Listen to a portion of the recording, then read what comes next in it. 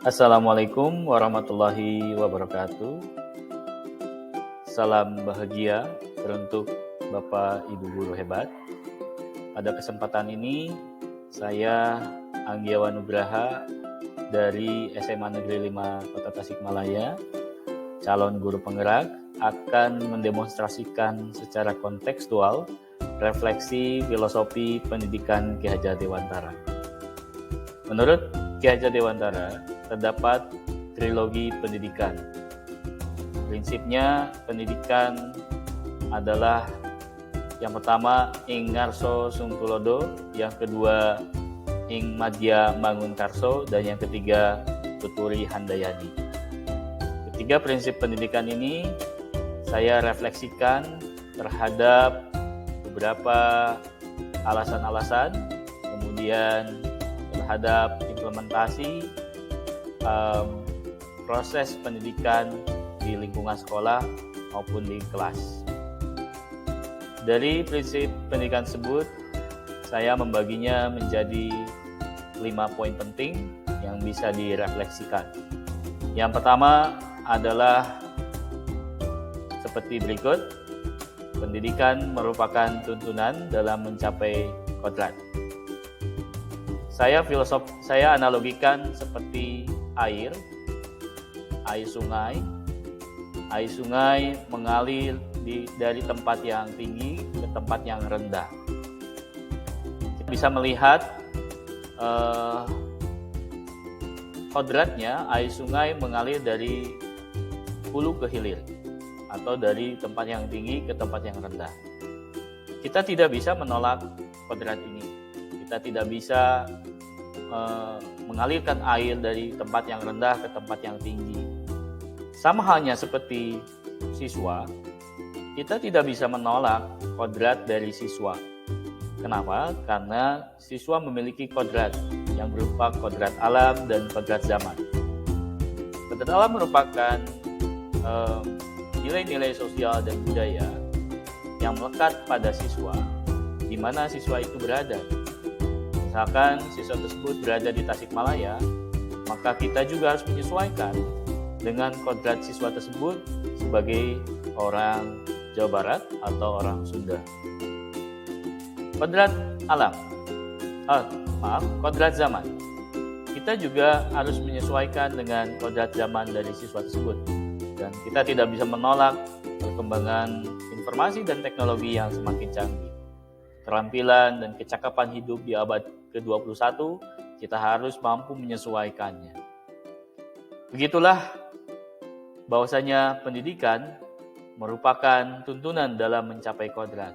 Kita sebagai guru harus mampu menuntun siswa untuk mencapai kekuatan kodratnya berdasarkan kodrat alam dan kodrat zaman. Yang kedua adalah seperti berikut. Pendidikan merupakan keteladanan. Hal ini seperti kendi yang terdapat air, kemudian airnya dituangkan kepada cangkir. Kendi diibaratkan sebagai seorang guru. Kemudian air diibaratkan sebagai pengetahuan. Dan yang terakhir, cangkir diibaratkan sebagai murid.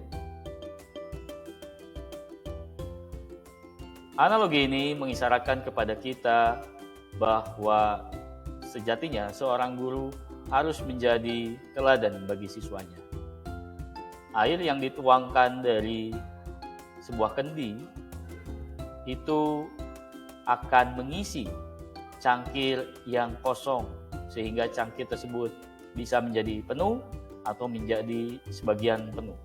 Namun hal tersebut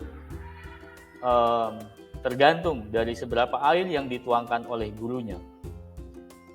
Ketika air tersebut air kopi, maka yang dituangkan terhadap cangkir juga adalah air kopi. Ketika air tersebut adalah air mineral, maka yang didapat oleh cangkir adalah air mineral. Hal ini mengisyaratkan bahwa guru akan ketika memberikan pengetahuan akan diterima oleh siswa seperti halnya seorang guru melakukan sesuatu. Contohnya, seorang guru memberikan teladan seperti senyum, salam, sapa, sopan, dan santun. Oleh karena itu, siswa pun akan mengikuti apa yang guru lakukan. Kemudian yang ketiga, selanjutnya adalah sebagai berikut. Pendidikan membangkitkan semangat. Hal ini dianalogikan seperti air yang menerjang bebatuan di pantai. Kita lihat gambarnya bahwa air menerjang bebatuan seperti halnya seorang siswa yang diberikan semangat oleh gurunya melalui pendidikan bisa menghadapi kerasnya bebatuan, menghadapi rintangan yang berat atau masalah yang besar. Dengan filosofi pendidikan Ki Hajar Dewantara, diharapkan siswa dapat membangkitkan semangat yang timbul dari dirinya sendiri maupun timbul dari orang lain dan lingkungannya, sehingga siswa bisa mencapai tujuannya dengan penuh semangat.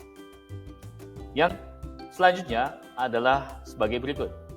Pendidikan sebagai pemberi dorongan. Hal ini dianalogikan seperti air yang mampu menggerakkan kincir air, dan kincir air tersebut mengubah energi air menjadi energi listrik. Dan kita mengetahui bahwa energi listrik sangat dibutuhkan oleh umat manusia. Itu artinya air bisa memberikan manfaat bagi umat manusia. Seperti halnya seorang siswa didorong oleh seorang guru untuk bisa bermanfaat bagi orang lain, bisa memberikan manfaat bagi orang lain dengan memiliki budi pekerti yang baik atau karakter yang baik. Ketika mereka terjun ke masyarakat, mereka akan memberikan kontribusi yang positif di masyarakat. Yang terakhir adalah sebagai berikut. Pendidikan menumbuhkan generasi baru di masa depan. Hal ini dianalogikan seperti tumbuhan yang disiram oleh air hujan, kemudian tumbuh menjadi pohon yang besar dan kuat. Kita mengetahui bahwa siswa pun memerlukan pelayanan-pelayanan dari gurunya supaya mereka menjadi generasi baru di masa depan yang berbudi pekerti luhur, yang memiliki karakter yang positif dan budaya yang positif, sehingga mereka menjadi orang atau pribadi yang mendapatkan keselamatan dan kebahagiaan yang setinggi-tingginya. Kemudian, ada beberapa tantangan dan solusi dari penerapan pemikiran Ki Hajar Dewantara mengenai pendidikan. Tantangannya, kita melihat bahwa moral murid mengalami degradasi.